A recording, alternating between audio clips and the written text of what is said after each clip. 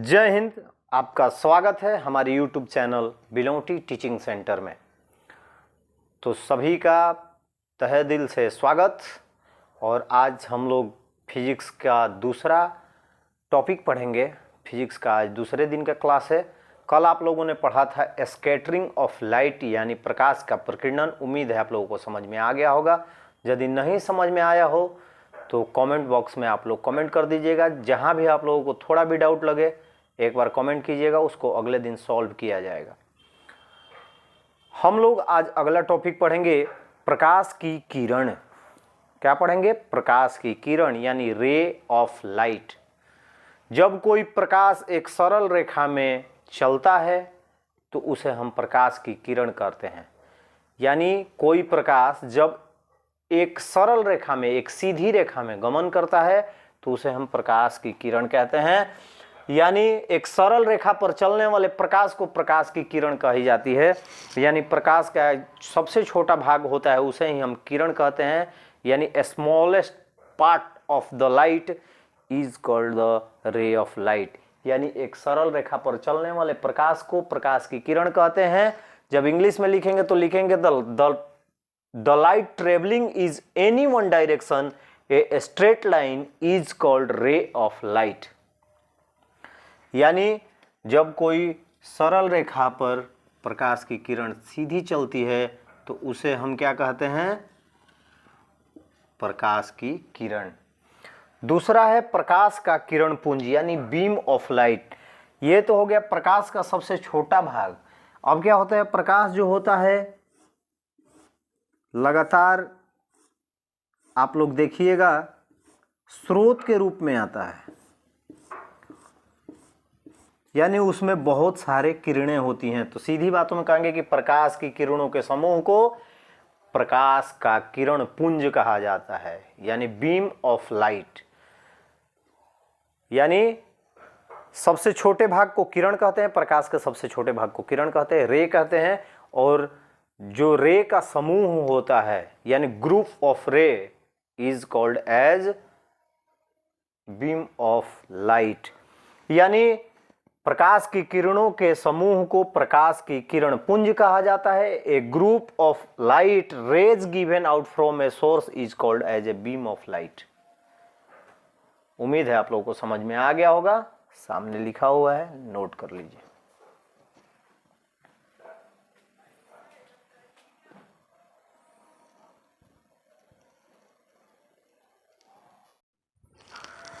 आप लोगों ने अभी पढ़ा प्रकाश का किरण पुंज यानी बीम ऑफ लाइट। अब पढ़ेंगे types of beam of light यानी प्रकाश के किरण पुंज के प्रकार।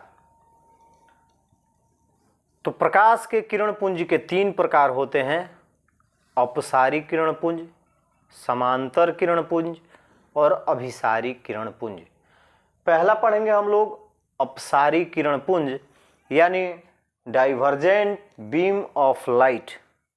पहला है हमारा अपसारी किरण पुंज यानी डाइवर्जेंट बीम ऑफ लाइट।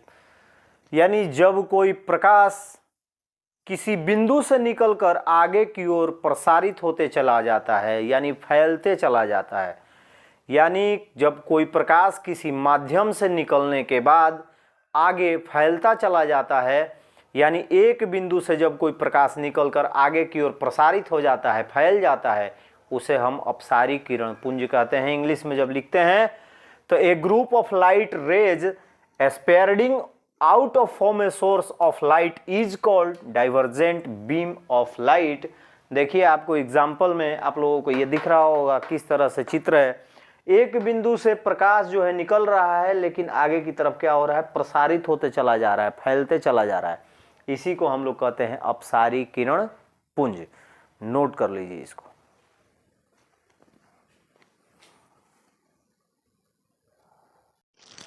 हमने पढ़ा किरण पुंज का पहला प्रकार अपसारी किरण पुंज यानी डाइवर्जेंट और बीम ऑफ लाइट। दूसरा हम पढ़ेंगे समांतर किरण पुंज यानी पैरेलल बीम ऑफ लाइट। यानी प्रकाश की किरणों का वह समूह जो समानांतर रहता है, एक दूसरे के सामने होता है। एक दूसरे के समान रेखा में गमन करता है उसे हम समानांतर किरण पुंज कहते हैं। यानी वैसा किरण पुंज जिसमें प्रकाश की किरणें एक दूसरे के समानांतर चलती हैं, समानांतर चलते हुए जाती हैं, उन्हें हम समानांतर किरण कहते हैं, किरण पुंज कहते हैं। A group of light rays parallel to each other is known as parallel beam of light. देखिए आप लोग नीचे देख रहे होंगे, दिखाई दे रहा है, ये एग्जाम्पल है। यानी ये जो किरणें हैं 1 2 3 4 5 ये सब क्या है, एक दूसरे के समानांतर हैं, एक दूसरे के समानांतर। यानी वैसा किरण पुंज जिसमें प्रकाश की किरणें एक दूसरे के समानांतर होती हैं उन्हें हम पैरेलल बीम ऑफ लाइट यानी समानांतर किरण पुंज कहते हैं। इसको नोट कर लीजिए आप लोग।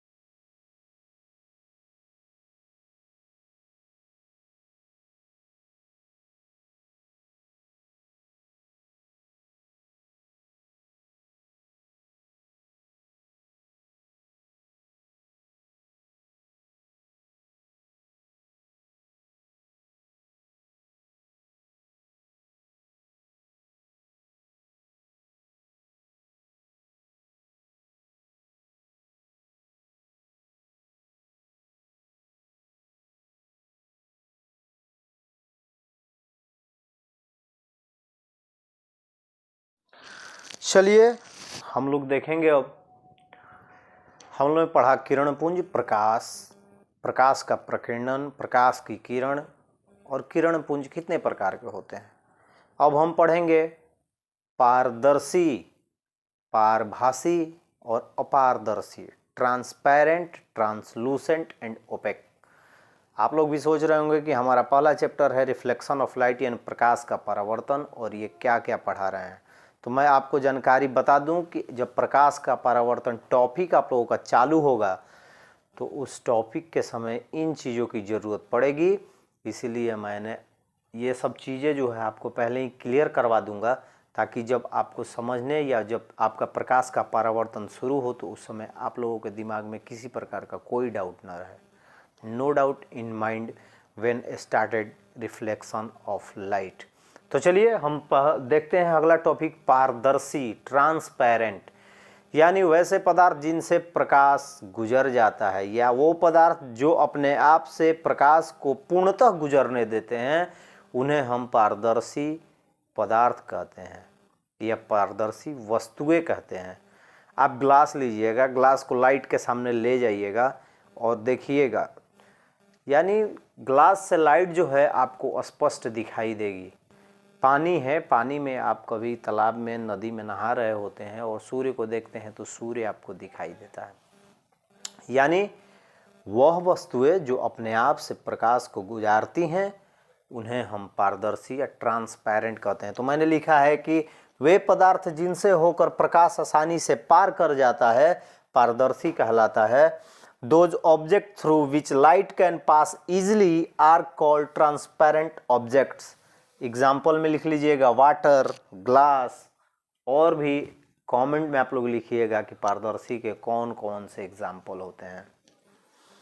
दूसरा, पहला क्लियर हो गया होगा। दूसरा है पारभासी, यानी वे पदार्थ जो किसी प्रकाश को पड़ने पर उसके किसी छोटे भाग को अपने आप से गुजरने देते हैं, उन्हें हम पारभासी कहते हैं। यानी प्रकाश पूर्णतः पार नहीं होगा उस वस्तु से, लेकिन उसकी कुछ भाग उसके चले जाते हैं।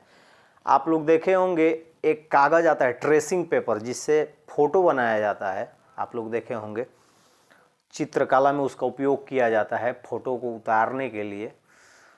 तो वो जो पेपर है लाइट के सामने रखिएगा तो देखिएगा कि लाइट आपको धुंधला दिखता है, पूर्णतः नहीं दिखता है।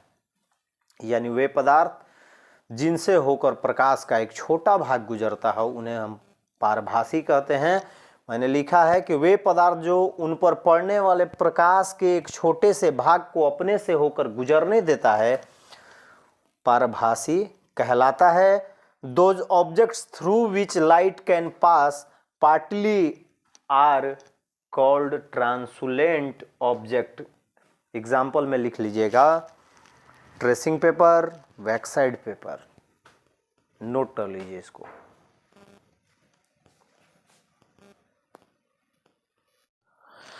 चलिए, हमारा तीसरा हमने क्या पढ़ा? पहला पारदर्शी, पारभासी। तीसरा पढ़ेंगे अपारदर्शी, ओपेक्यो ऑब्जेक्ट। वैसे पदार्थ जो प्रकाश को अपने आप से होकर गुजरने नहीं देते हैं उन्हें हम अपारदर्शी कहते हैं। ईंट लीजिएगा, ईंट अपने आंखों पे रख के प्रकाश को देखिएगा, दिखाई देता है। लकड़ी लीजिएगा, लकड़ी, बड़ा लकड़ी लीजिए, बड़ा लकड़ी का टुकड़ा, उसको अपने सामने रख लीजिएगा और प्रकाश को देखिएगा, दिखाई देता है?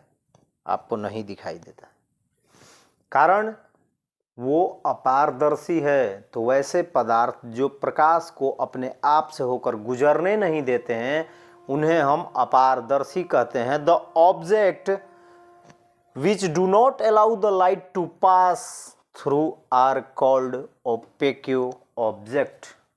जैसे में लिख लेंगे लकड़ी और पत्थर।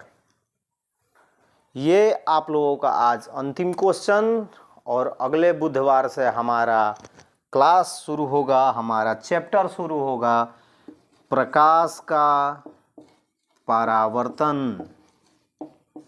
यानी अब आप लोग तैयार हो चुके हैं। जो भी मैंने टॉपिक पढ़ाया है उसको अच्छी तरह से दिमाग में रखिएगा।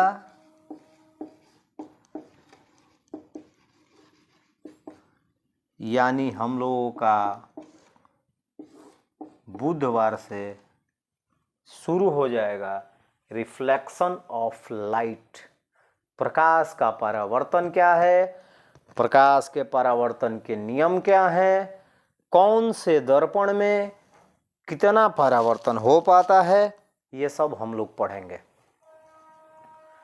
उम्मीद है आप लोगों को जो भी मैंने ये छोटी जो चीज़ें हैं, छोटी चीज़ें, नॉलेजेबल चीज़ें, जो प्रकाश के परावर्तन जब आप पढ़ेंगे तो उस समय आपको ज़रूरत उसकी पड़ेगी, वो समझ में आ गया होगा। और जिनको नहीं समझ में आ गया होगा, जिनके मन में कन्फ्यूजन होगा या डाउट होगा, तो कमेंट बॉक्स में कमेंट कीजिएगा। अभी एलिजिबल नहीं है चैनल कि आप लोगों का लाइव स्ट्रीमिंग चल सके, लेकिन आप लोग इसे शेयर कीजिए और ज़्यादा से ज़्यादा सब्सक्राइब कीजिए भी और करवाइए भी अपने सर्कल में भेजकर अपने दोस्तों मित्रों के साथ। तो जैसे ही एलिजिबल हो जाएगा तो लाइव क्लास चलेगी, लाइव क्लास चलेगी तो उसी समय आप लोग अपना क्वेश्चन भी पूछ सकते हैं। तो चलिए, बुधवार को फिजिक्स के अगले सेशन में मिलेंगे, डायरेक्ट शुरू करेंगे प्रकाश का परावर्तन। कल हम लोगों का जो होगा पहला बायोलॉजी का क्लास है, तो कल आपका वीडियो बायोलॉजी का आएगा।